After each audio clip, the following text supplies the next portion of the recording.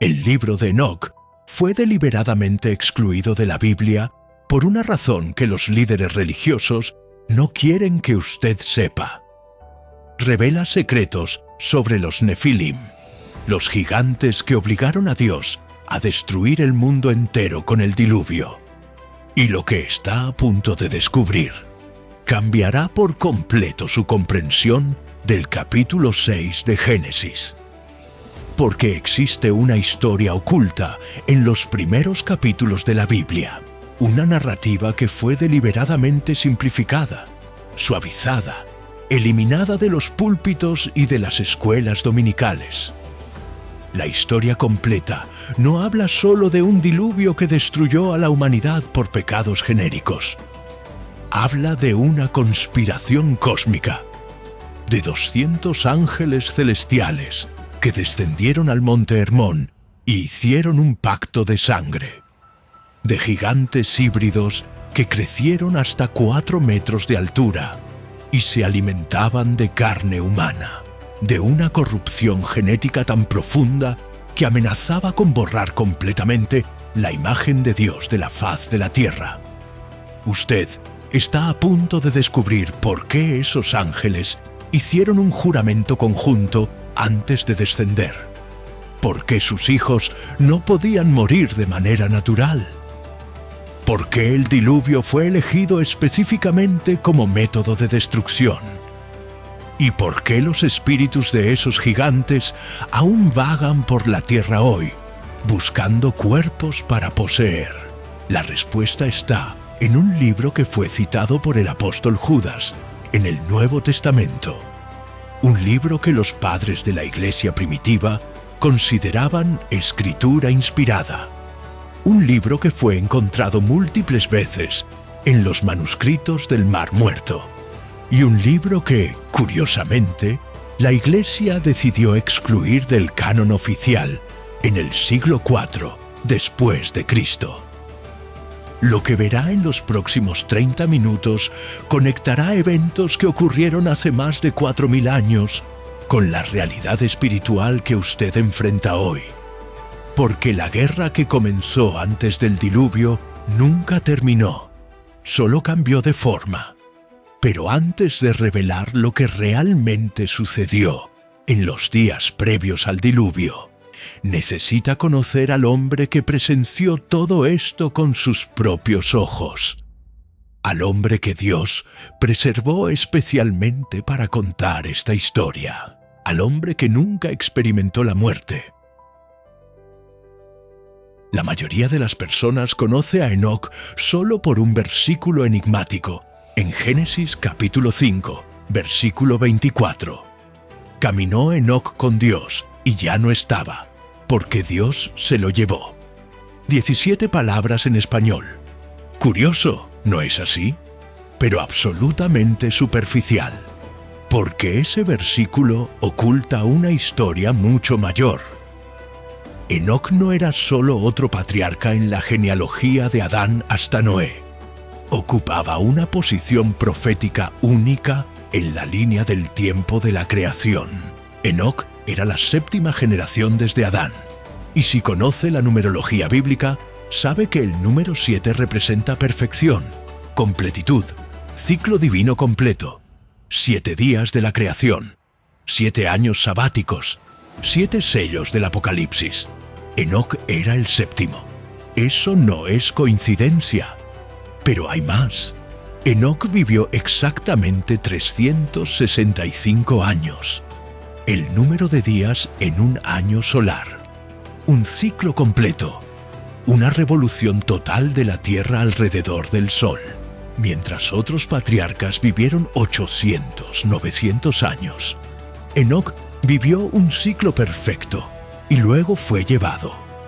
Dios estaba marcando algo importante con esos números. Estaba señalando que este hombre tenía un propósito específico, único, irrepetible. Y aquí está el detalle que la mayoría ignora. Enoc fue uno de los únicos 2 hombres en toda la historia bíblica que fueron llevados al cielo sin experimentar la muerte física. El otro fue Elías, el profeta que ascendió en un torbellino de fuego durante el período de los reyes de Israel. Pero mientras Elías fue arrebatado ya en el contexto de una nación establecida, con templo, con sacerdocio, con ley escrita, Enoc fue preservado antes de todo eso, antes del diluvio, antes de Abraham, antes de la ley mosaica. Pertenece a la era más primitiva de la humanidad. ¿Por qué esto importa? Porque revela la intención de Dios. No preservó a Enoc solo por su piedad personal. Lo preservó porque Enoc era un testigo ocular de eventos que necesitaban ser documentados.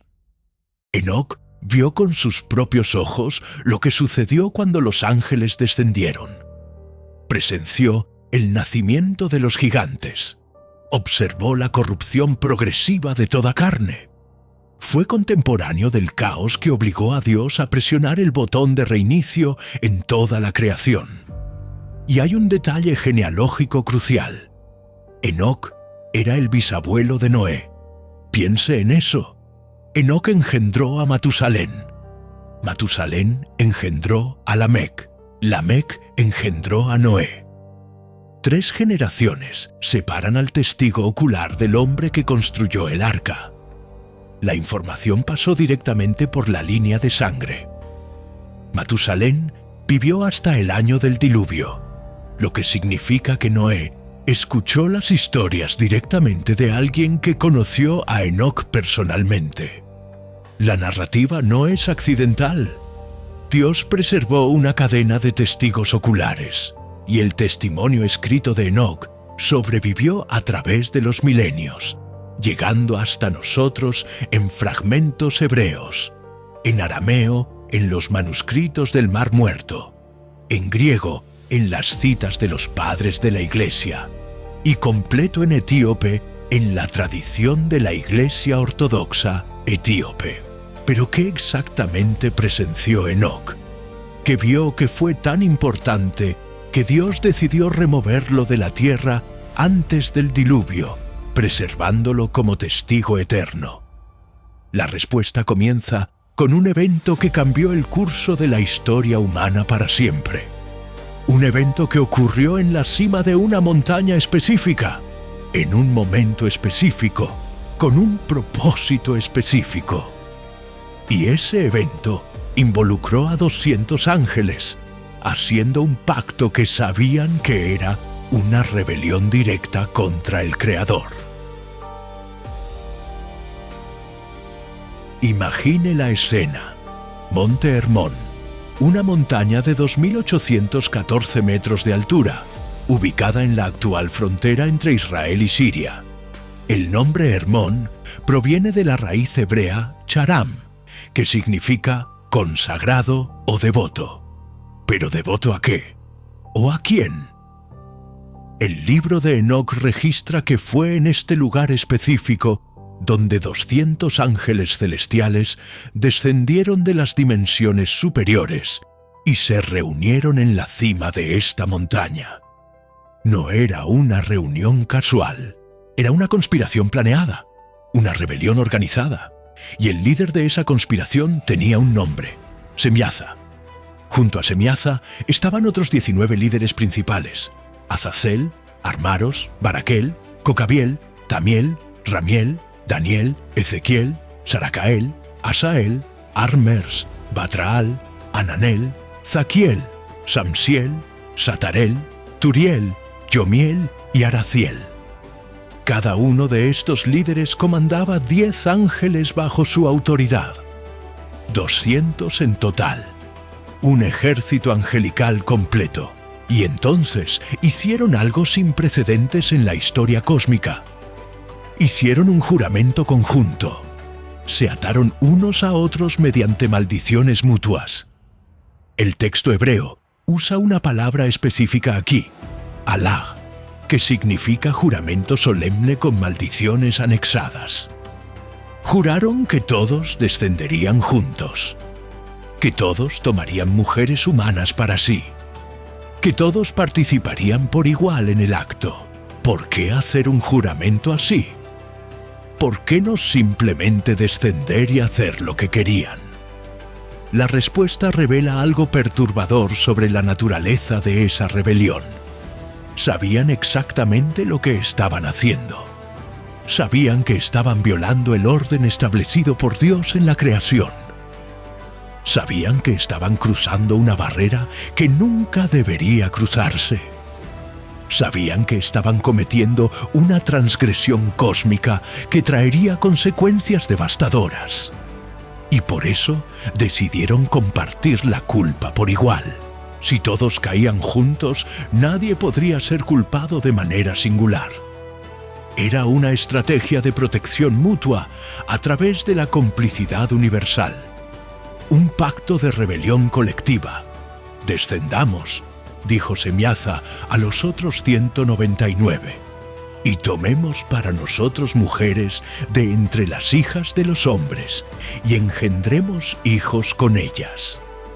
El texto en Enoc es explícito. No era solo sobre compañía, era sobre reproducción. Era sobre crear una nueva raza. Una raza híbrida que mezclaría la naturaleza celestial angelical con la naturaleza terrenal humana. Y aquí es donde la teología se vuelve crucial para entender la gravedad de lo que sucedió. En Génesis capítulo 1, Dios estableció un orden de reproducción. Cada especie según su propia especie. Los peces engendran peces, las aves engendran aves, los humanos engendran humanos, y los ángeles, seres celestiales creados para habitar dimensiones espirituales, no deberían reproducirse de ninguna manera, mucho menos con especies de naturaleza completamente diferente. Lo que Semiaza y sus 200 proponían era una violación fundamental del orden creador. No estaban solo pecando moralmente, estaban corrompiendo genéticamente. Estaban introduciendo ADN angelical en el acervo genético humano. Estaban creando algo que nunca debería existir. Y lo hicieron. Descendieron al monte Hermón. Juraron juntos. Y luego se dispersaron por la tierra, cada uno eligiendo mujeres humanas para sí. El texto de Enoc dice que eligieron a las mujeres que desearon. Mujeres hermosas. Mujeres que les dieron una descendencia que cambiaría el curso de la historia humana para siempre. Una descendencia que crecería más allá de todos los límites humanos normales. Una descendencia que tendría fuerza sobrehumana, apetito insaciable y naturaleza violenta. Una descendencia que la Biblia llamaría simplemente Nefilim, los caídos, los gigantes. Y el nacimiento de estos híbridos fue solo el comienzo del horror. Génesis capítulo 6, versículo 4. Contiene una de las declaraciones más enigmáticas de toda la Escritura. Había gigantes en la tierra en aquellos días, y también después, cuando los hijos de Dios se unieron a las hijas de los hombres, las cuales les dieron hijos. Estos fueron valientes, varones de renombre, en la antigüedad. 28 palabras en español que ocultan una realidad aterradora. La mayoría de los comentaristas bíblicos modernos intenta suavizar este pasaje. Algunos dicen que hijos de Dios eran solo los descendientes de Set, la línea piadosa, que hijas de los hombres eran las descendientes de Caín, la línea impía, que el problema era solo matrimonio interreligioso. Pero esa interpretación tiene un problema fatal. No explica a los gigantes. El matrimonio entre líneas humanas diferentes no produce gigantes de 3, 4 metros de altura. No produce seres con fuerza sobrehumana. No produce una raza tan violenta y destructiva que obliga a Dios a destruir toda la creación. Es aquí donde el libro de Enoc proporciona los detalles que Génesis solo insinúa. Y esos detalles son explícitos, detallados y profundamente perturbadores. Enoc registra que las mujeres humanas concibieron de los ángeles y dieron a luz grandes gigantes cuya altura era de 300 codos. 300 codos. Si usamos el codo estándar de aproximadamente 45 centímetros, estamos hablando de seres de 135 metros de altura. Obviamente, esto parece un exagero de copista o un error de transmisión textual. Pero incluso, si reducimos a una interpretación más conservadora, aún estamos hablando de gigantes que medían entre 3 y 4 metros, quizás hasta 5 metros de altura. Estos nefilim no eran solo altos, tenían una naturaleza fundamentalmente diferente de los humanos normales. Parte de su ADN era angelical, celestial, de otra dimensión, y esto les confería características que ningún ser humano normal podría tener. Primero, apetito insaciable. El texto de Enoc es específico. Estos gigantes consumían toda la producción de las comunidades humanas. Granos, vegetales, frutas, todo era devorado por ellos en cantidades imposibles para humanos normales. Las cosechas enteras de aldeas eran consumidas por un solo nefilim, y cuando la comida vegetal se acabó, se volvieron hacia los animales. Consumieron el ganado, las ovejas, las cabras, todos los animales domésticos, y luego fueron a los animales salvajes. Cazaron hasta casi extinguir especies enteras. Y cuando los animales se acabaron, el texto registra algo aún más oscuro. Comenzaron a pecar contra aves, contra bestias, contra reptiles, contra peces. La palabra hebrea aquí sugiere no solo consumo, sino profanación, experimentos genéticos, mezcla de especies, creación de híbridos animales que violaban completamente el orden según su especie, establecido en Génesis 1. Y luego vino la etapa final de la degradación. Comenzaron a devorarse entre sí, canibalismo entre los propios gigantes, y eventualmente, horrorizante como es registrarlo, comenzaron a consumir carne humana. Los creadores originales, los humanos cuyas madres los engendraron, se convirtieron en comida para estos monstruos híbridos. Segundo, naturaleza violenta. Los nefilim no eran solo grandes en tamaño, eran giborim en hebreo, valientes guerreros, hombres de violencia. Dominaban por la fuerza, oprimían a los humanos normales. Crearon sistemas de esclavitud y terror. El mundo antediluviano se convirtió literalmente en un infierno en la tierra, con gigantes gobernando a través de la fuerza bruta y el miedo. Tercero, inmortalidad relativa. Y aquí está el detalle que explica por qué el diluvio fue necesario. Debido a su naturaleza parcialmente angelical, los nefilim no podían morir por causas naturales. No había vejez que los llevara. No había enfermedad que los matara. Su parte angelical les confería una longevidad que trascendía los límites humanos normales. ¿Puede imaginar el terror? Gigantes de 4 metros de altura, con fuerza sobrehumana, apetito insaciable, naturaleza violenta, que no podían morir de manera natural, y se reproducían, y sus hijos heredaban las mismas características. La población de nefilim crecía mientras la población humana normal disminuía, siendo consumida, esclavizada, destruida. Y entonces Dios miró a la tierra y vio que la maldad del hombre se había multiplicado en la tierra, y que era continuamente malo todo designio de su corazón. Pero no era solo maldad moral, era corrupción genética, era una amenaza existencial a la propia creación. Y los ángeles que engendraron a estos gigantes No se quedaron pasivos. Comenzaron a enseñar. El libro de Enoc dedica capítulos enteros a documentar meticulosamente lo que cada ángel caído enseñó a los humanos. Y cuando analiza la lista completa, percibe un patrón perturbador. No eran conocimientos aleatorios, era una transferencia sistemática de sabiduría celestial a una humanidad que no estaba lista para recibirla.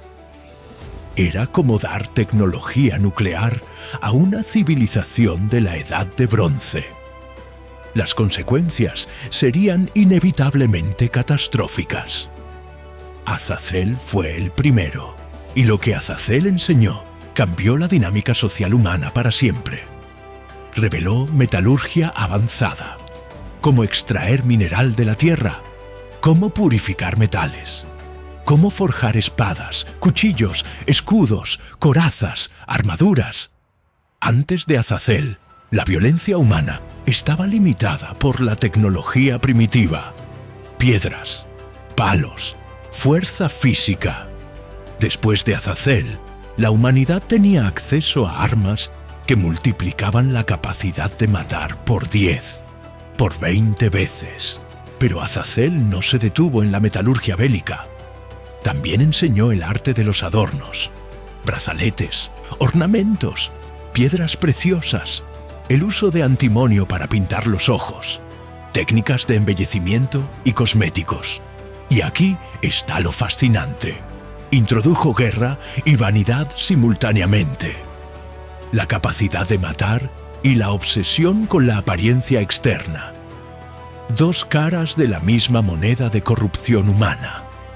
Semiaza, el líder de los 200, enseñó hechicería, no magia de escenario o trucos de ilusionismo, hechicería real, encantamientos, el uso de raíces de plantas para alterar estados de conciencia, para crear pociones, para manipular fuerzas espirituales. Abrió la puerta al ocultismo práctico, a la brujería en su forma más pura y peligrosa. Armaros reveló los contrahechizos. Sisemiaza enseñó cómo hacer magia. Armaros enseñó cómo deshacer la magia de otros. Esto inauguró la guerra mágica. Hechiceros compitiendo contra hechiceros. Sistemas enteros de magia negra, desarrollados para contrarrestar otros sistemas de magia negra. Una escalada oculta que corrompió completamente la relación de la humanidad con el mundo espiritual. Barakel enseñó astrología, no astronomía, la ciencia legítima de estudiar los movimientos celestiales.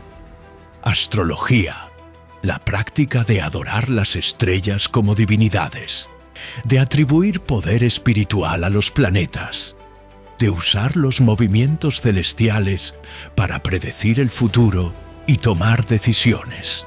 Desvió la mirada humana del Creador hacia la creación. Hizo que las estrellas se convirtieran en dioses. Cocabiel reveló las señales celestiales, cómo interpretar cometas, eclipses, alineaciones planetarias. Creó sistemas de falsa profecía basados en fenómenos astronómicos. Sistemas que aún existen hoy en horóscopos, lecturas astrales, cartas astrológicas. Ezequiel enseñó el conocimiento de las nubes, meteorología primitiva que fue corrompida en sistemas de adivinación a través de patrones climáticos. Araquiel reveló las señales de la Tierra, cómo leer presagios en formaciones geológicas, en patrones de terremotos, en fenómenos terrestres. Shamsiel enseñó las señales del Sol, métodos de usar la posición solar para rituales de poder. Sariel mostró el curso de la Luna, ciclos lunares aplicados a la magia, hechicería lunar, rituales basados en fases de la Luna. ¿Puede ver el patrón? Cada ángel transfería conocimiento especializado de dominios celestiales, conocimiento que los humanos eventualmente descubrirían a través de desarrollo natural a lo largo de milenios. pero aquí se daba de forma comprimida, prematura, sin el desarrollo moral y espiritual necesario para usar tal conocimiento con sabiduría. Era como dar un teléfono inteligente a un hombre de las cavernas.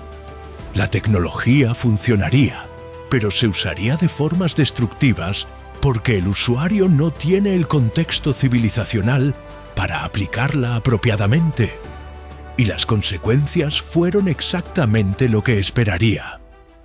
Los humanos comenzaron a usar metalurgia para guerra a escala industrial. Usaron cosméticos para seducción y manipulación. Practicaron hechicería para ganar poder sobre otros.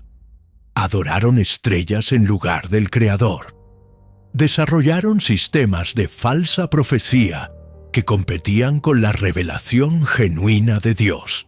El mundo antediluviano se convirtió en un caldero de ocultismo, violencia, adoración falsa y manipulación mágica. Y mientras esto ocurría en la esfera humana, los Nefilim continuaban consumiendo, destruyendo, corrompiendo todo a su alrededor. Y entonces vino la etapa final. La corrupción que obligó a Dios a tomar la decisión más drástica desde la creación del universo.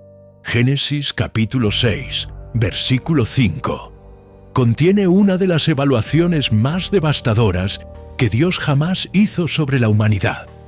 Vio el Señor que la maldad del hombre se había multiplicado en la tierra y que era continuamente malo todo designio de su corazón. Maldad multiplicada. Designios continuamente malos. Esta no es la lenguaje de pecados ocasionales. Es la lenguaje de corrupción sistémica, total, irreversible. Pero ¿qué exactamente había sucedido que era tan grave que obligó a Dios a considerar destruir toda la creación? El libro de Enoc proporciona detalles específicos. Y esos detalles revelan que el problema no era solo moral, era genético, era existencial, era una amenaza a la propia posibilidad de redención futura. Primero, violencia desenfrenada. El texto hebreo en Génesis usa la palabra chamas, que significa violencia, crueldad, injusticia por la fuerza. La tierra estaba llena de violencia. No era crimen ocasional, era un estado de guerra perpetua. Los Nefilim dominaban por la fuerza bruta. Humanos normales eran esclavizados, torturados, consumidos. No había ley, no había orden, no había justicia, solo el dominio del más fuerte. Segundo, corrupción genética universal. Y aquí está el detalle que la mayoría pierde. Génesis 6, versículo 12 dice: Vio Dios la tierra, y he aquí que estaba corrompida, porque toda carne había corrompido su camino sobre la tierra. Note la frase, toda carne, no solo toda humanidad, toda carne, toda criatura viviente. El libro de Enoc, capítulo 7, versículo 5, expande esto. Y comenzaron a pecar contra aves, y contra bestias, y contra reptiles, y contra peces. La palabra pecar contra, en el contexto hebreo, implica violación del orden natural, mezcla antinatural, profanación de la especie. Los ángeles caídos y sus hijos Nefilim no estaban solo cruzando con humanos, estaban experimentando con el ADN de todas las especies animales, creando híbridos, mezclando especies que nunca deberían mezclarse, violando sistemáticamente el principio según su especie, que Dios había establecido en la creación. Es por eso que Dios dijo que toda carne estaba corrompida. El acervo genético de prácticamente todas las especies vivas había sido contaminado. La creación original estaba siendo sistemáticamente borrada y reemplazada por una versión híbrida, corrupta, antinatural. Y aquí está la implicación teológica más profunda. Si toda la humanidad fuera genéticamente corrompida, no habría ningún descendiente puro de Adán a través del cual el Mesías prometido pudiera venir. La promesa hecha en Génesis 3:15, que la semilla de la mujer aplastaría la cabeza de la serpiente, sería imposible de cumplir. La redención futura sería cancelada antes de comenzar. Tercero, apostasía espiritual completa. Con excepción de Noé, toda la humanidad se había alejado completamente de Dios. Adoraban las estrellas enseñadas por Baraquel. Practicaban hechicería enseñada por Semiasa. Buscaban poder a través de magia negra enseñada por Armaros. La revelación genuina de Dios había sido reemplazada por sistemas ocultos de conocimiento prohibido. Y entonces viene el versículo más significativo de todo el relato. Génesis 6, versículo 9. Noé era hombre justo e íntegro entre sus contemporáneos. Noé caminaba con Dios. Pero la palabra hebrea traducida como íntegro es tamim. Y tamim tiene un significado muy específico. Significa sin defecto, sin mancha, completo, perfecto. Es la misma palabra usada para describir animales de sacrificio que no podían tener ningún defecto físico. Noé era tamim en sus generaciones, genéticamente puro, sin mezcla de ADN nefilim, sin corrupción genética, el último humano completamente descendiente de Adán, sin contaminación angelical. Y con Noé estaban su esposa, sus 3 hijos, Sem, Cam y Jafé, y sus 3 nueras. 8 personas, 8 almas genéticamente puras, en un planeta de millones de híbridos corrompidos. La elección de Dios era clara y terrible: destruir todo y reiniciar con las 8 personas puras, o perder la creación original para siempre, permitir que la corrupción genética continuara y cancelar cualquier posibilidad de redención futura, o presionar el botón de reinicio cósmico. Y Dios eligió el reinicio. Pero ¿cómo destruir una raza de gigantes que no podían morir de manera natural? ¿Cómo eliminar miles de millones de criaturas híbridas dispersas por todo el planeta? ¿Cómo limpiar completamente el acervo genético corrompido de todas las especies animales? La respuesta estaba en un elemento específico, un elemento que podía alcanzar cada rincón de la Tierra, un elemento que los Nefilim, a pesar de toda su fuerza sobrehumana, no podían resistir.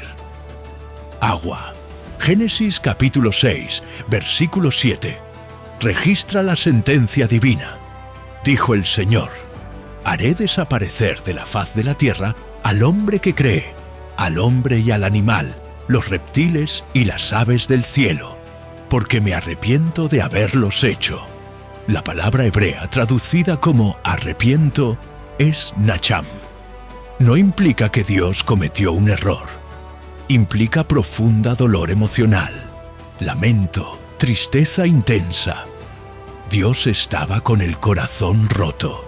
Su creación, que Él había declarado muy buena en Génesis 1, había sido corrompida hasta el punto de no ser más reconocible. Pero note algo crucial. Dios no dijo: destruiré el pecado o eliminaré la maldad. Dijo: haré desaparecer de la faz de la tierra al hombre que cree, al hombre y al animal. Estaba hablando de destrucción física total, de extinción en masa, de reinicio planetario. Y el método elegido fue específico: agua. No fuego del cielo como en Sodoma, no plagas como en Egipto, no terremotos o fenómenos geológicos. Agua. ¿Por qué? Porque el agua es el único elemento que alcanza literalmente cada centímetro cuadrado de la superficie terrestre. El fuego puede evitarse subiendo a lugares altos. Las plagas pueden afectar selectivamente. Los terremotos tienen epicentros localizados. Pero, ¿agua subiendo continuamente hasta cubrir las montañas más altas? No hay escapatoria, no hay refugio, no hay tecnología antediluviana, por más avanzada que fuera, que pudiera salvar a los Nefilim. Y aquí está el detalle que conecta todo.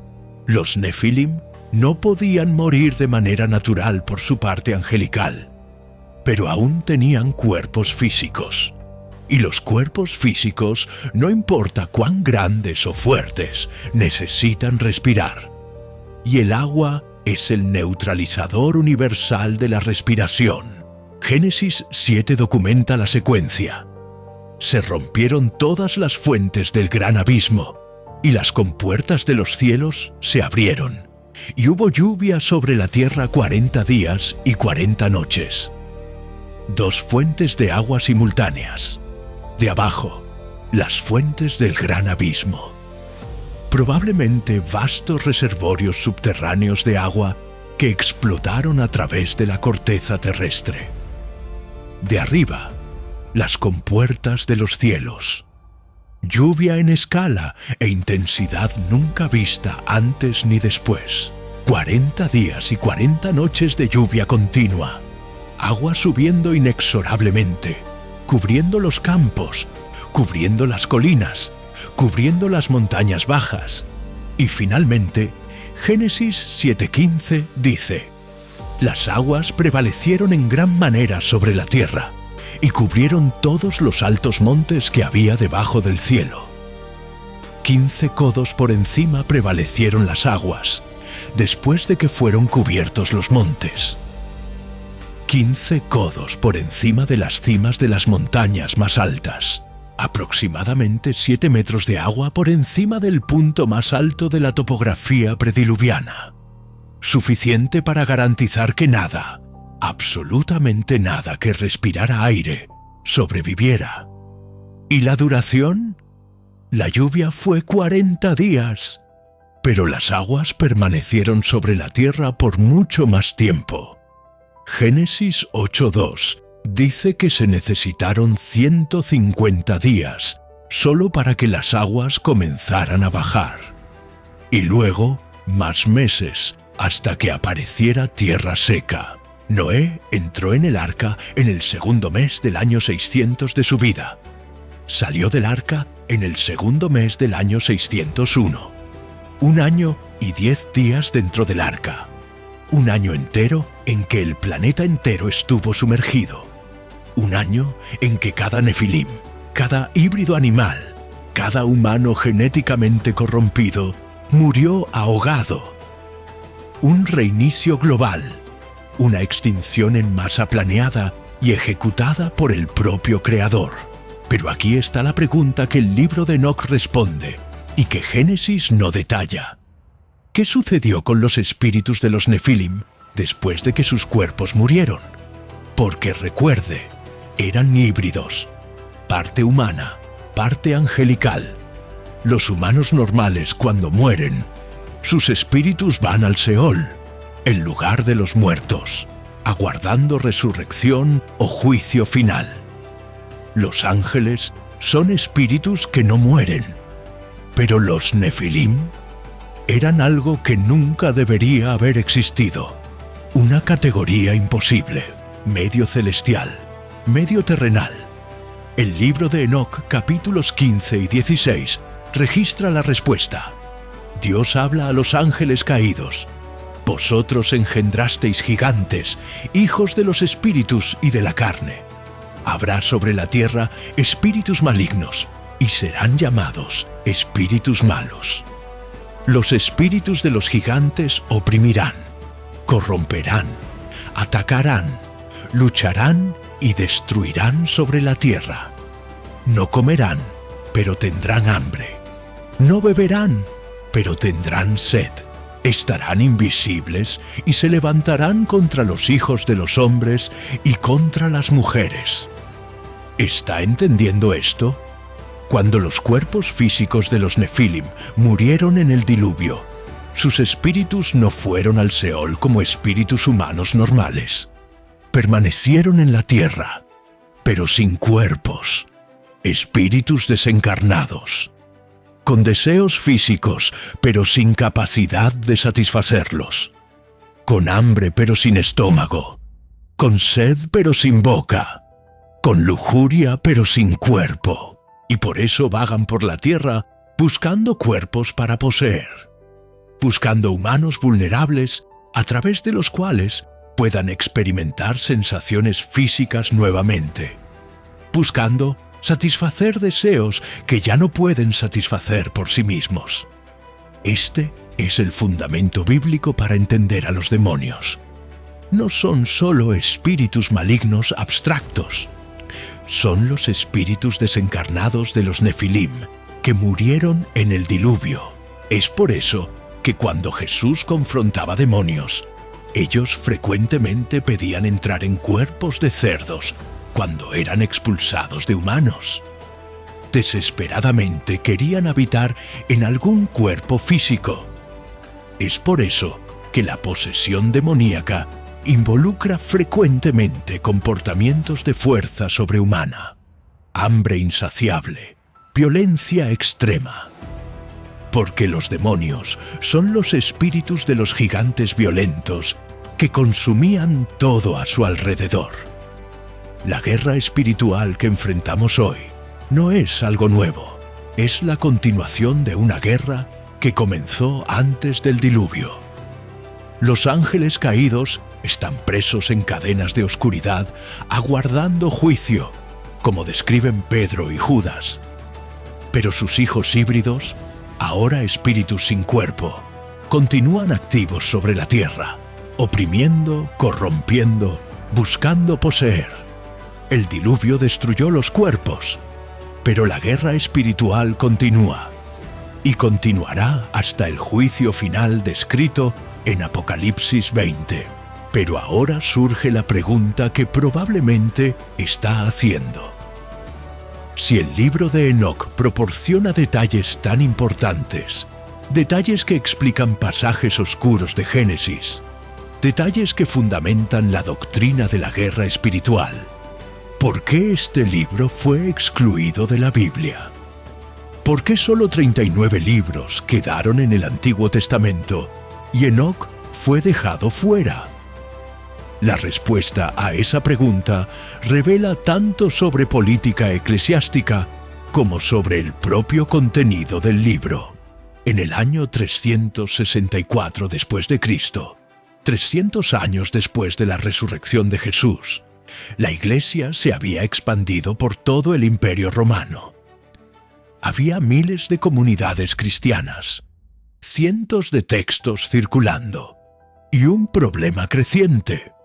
¿Cuáles textos eran realmente inspirados por Dios? ¿Y cuáles eran solo tradición humana o falsificación? El Concilio de la Odisea fue convocado para resolver esa cuestión. Obispos de toda la región se reunieron para establecer oficialmente el canon bíblico. ¿Cuáles libros serían considerados escritura autorizada? ¿Y cuáles serían excluidos? Y el libro de Enoc fue excluido. Las razones oficiales dadas fueron 3. Primera, problema de autoría. Enoc vivió antes del diluvio. Pero los manuscritos más antiguos del libro de Enoc que poseemos datan de aproximadamente 200 años antes de Cristo. Claramente, el libro fue escrito miles de años después de que Enoc viviera. Por lo tanto, argumentaban los obispos, no podía ser genuinamente profético. Segunda, contenido controvertido. El libro habla explícitamente sobre ángeles teniendo relaciones sexuales con mujeres humanas. Habla sobre gigantes caníbales. Habla sobre magia, hechicería, astrología, conocimientos prohibidos. Habla sobre experimentos genéticos y corrupción de especies animales. Ese contenido era considerado demasiado perturbador, demasiado explícito, demasiado propenso a mala interpretación. Tercera, tradición limitada. La mayoría de las comunidades cristianas no tenían el libro de Enoc en uso regular. Solo algunas tradiciones, particularmente en Etiopía, lo consideraban escritura. Y la regla general era, si un libro no era universalmente aceptado, no debería incluirse en el canon oficial. Estas razones parecen razonables en la superficie, pero entonces encuentra problemas. Problemas que sugieren que quizás había más en juego que solo autoría y tradición. Primer problema. Judas, en el Nuevo Testamento, cita directamente el libro de Enoc. Judas versículos 14 y 15. De estos también profetizó Enoc, el séptimo después de Adán, diciendo: He aquí que viene el Señor con sus santas miríadas, para hacer juicio contra todos. Esa es una cita literal de Enoc 1:9. Si Judas, escribiendo bajo inspiración del Espíritu Santo, cita a Enoc como profecía genuina, llamándolo explícitamente Enoc, el séptimo después de Adán, ¿cómo podemos decir que el libro es falso? ¿O Judas estaba equivocado? Lo que cuestionaría la inspiración del Nuevo Testamento. ¿O Enoc contiene material profético genuino que fue preservado a través de transmisión textual posterior? Segundo problema. Los padres de la Iglesia primitiva consideraban a Enoc como escritura. Justino Mártir, en el siglo II, referencia conceptos de Enoc. Ireneo de León cita a Enoc como autoridad profética. Tertuliano dedica capítulos enteros defendiendo la autenticidad del libro de Enoc. Clemente de Alejandría lo considera inspirado. Orígenes lo estudia extensivamente. Estos eran los gigantes teológicos de los primeros siglos de la Iglesia. Vivieron mucho más cerca de los apóstoles que los obispos del siglo IV que excluyeron el libro. Y lo aceptaban. Tercer problema. Los manuscritos del Mar Muerto. Cuando los rollos fueron descubiertos en 1947 en Qumrán, múltiples copias del libro de Enoc fueron encontradas, en arameo, datadas de antes de la época de Cristo. La comunidad de Qumrán, que era meticulosa sobre textos sagrados, claramente consideraba a Enoc lo suficientemente importante como para copiarlo y preservarlo múltiples veces. Cuarto problema. Jesús y los apóstoles conocían el contenido. Varios pasajes del Nuevo Testamento hacen referencia a conceptos que aparecen solo en Enoc. Segunda Pedro 2:4 habla sobre ángeles que pecaron siendo lanzados al Tártaro, usando la misma terminología griega que aparece en la versión griega de Enoc. Judas, versículo 6, habla sobre ángeles que no guardaron su estado original. Apocalipsis 12:7 habla sobre guerra en el cielo. Todos estos conceptos se desarrollan en detalle solo en Enoc. Entonces surge la pregunta, ¿por qué realmente fue excluido? Aquí hay una teoría.